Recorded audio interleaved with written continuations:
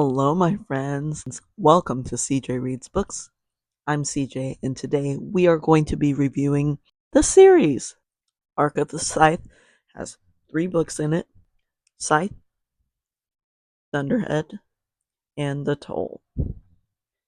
And here is my spoiler review of this trilogy. Let's go!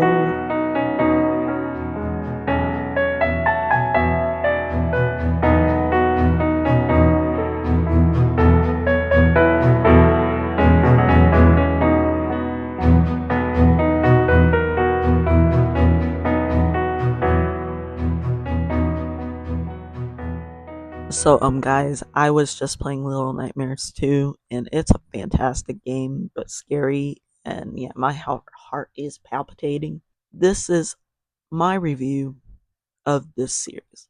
I read this series 3 weeks ago. I've had a lot of time to marinate on it. Now, yes, for me, sometimes I read a book and I forget about it.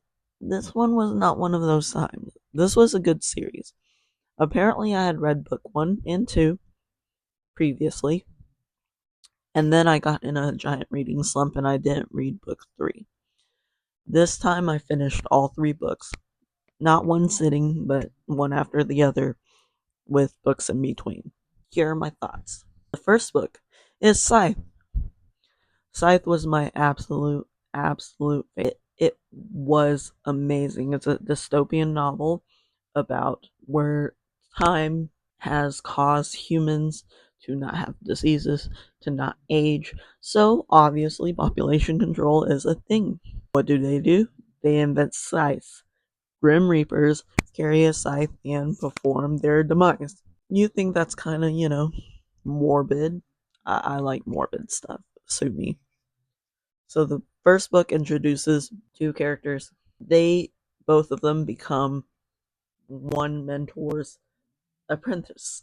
So obviously, scythes need to have apprentices who need to fulfill their quota of, you know, unalives.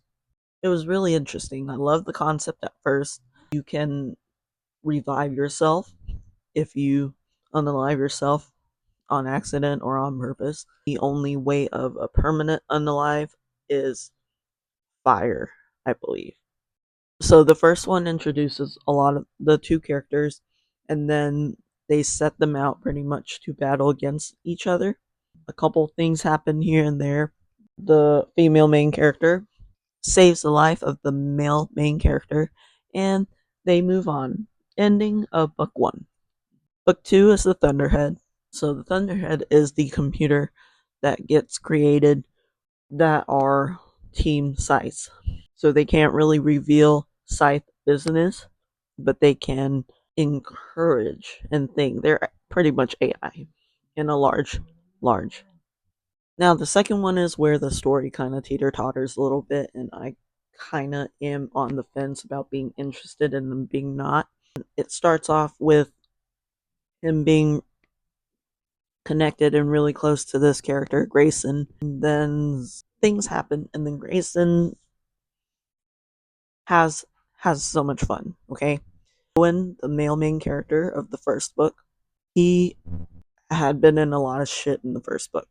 So after getting out of the shit in the first book, he identifies himself as Scythe Lucifer, and he unalives all the Scythes that do wrong. Scythes have their specific rules. They can't do mass unalives. They can only research and do unalives based on, how many percentage of people get in car accidents, and this person should have been 80 years old but is now 20, and this person doesn't have kids and doesn't have a legacy or whatever, etc. He does that, and then towards the end, a big event happens. Female main character and the male main character from the first novel gets trapped together, and their fate is unknown. Now comes to the third book, The Toll.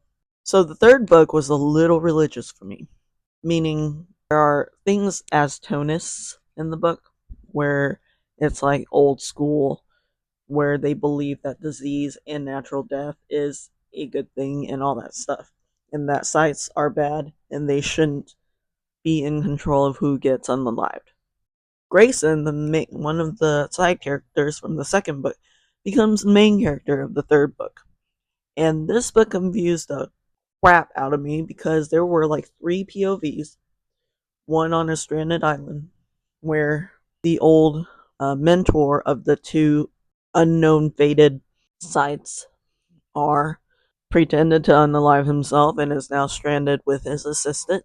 Another where Grayson becomes the Toll, who is like the all ever loving god and the only person that the Thunderhead speaks to, which the Thunderhead, the AI, right, creates another AI. It hopped back and forth between the newly alived, like, great Goddard Scythe, and there's a lot going on. You shouldn't read the third book without reading the first two because you would be so confused. I read all of them and I was still confused. The third book was by far my least favorite and my lowest rating. It tied up the trilogy, but not very well, in my opinion. If asked whether you should read this novel or not, the answer is yes. Always, always yes. This is a good dystopian representation of what it would be like if our technology and our vitalness got as far as this one did. It went on to seeing the other side where technology would prosper so much that this would happen and population control needed to happen. Those of y'all who have read this series, what did y'all think? I think I'm going to give this series a 3.5. It wasn't bad in its execution in the first novel. In fact, the first novel was great. I loved it so much. But the second two following it, I feel like there could be a little bit more. I don't know what I'm trying to say. There could be more clarity, I feel, to the third one at least. Because half of the time I was reading it, I had no idea what I was reading, and I had read the first two books. So anyone going blind into the third book would have been like, what? As much as I love a series that, you gotta go in order, I'm also a fan of a series where you can actually follow what's going on without knowing what's going on. Let me know what you think below. This is a definitely recommend series to read, even though the third book wasn't very strong. It was awesome. So down below I have a couple links. The first is to my Etsy store. I sell blind dates with the books. So if you're interested in that, please come support me. The second link is to my Patreon.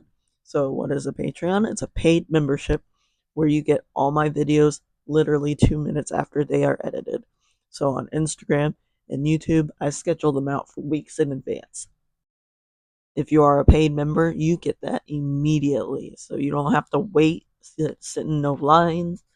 I'm sorry I made this video a little late, but better late than never. Thank you, Robert Willem, for being my one and only Patreon member. You are awesome. My third link is to my Amazon wish list. I just have a bunch of random stuff on there that can improve my streamingness or, book readingness. So if you want to support me there, you can.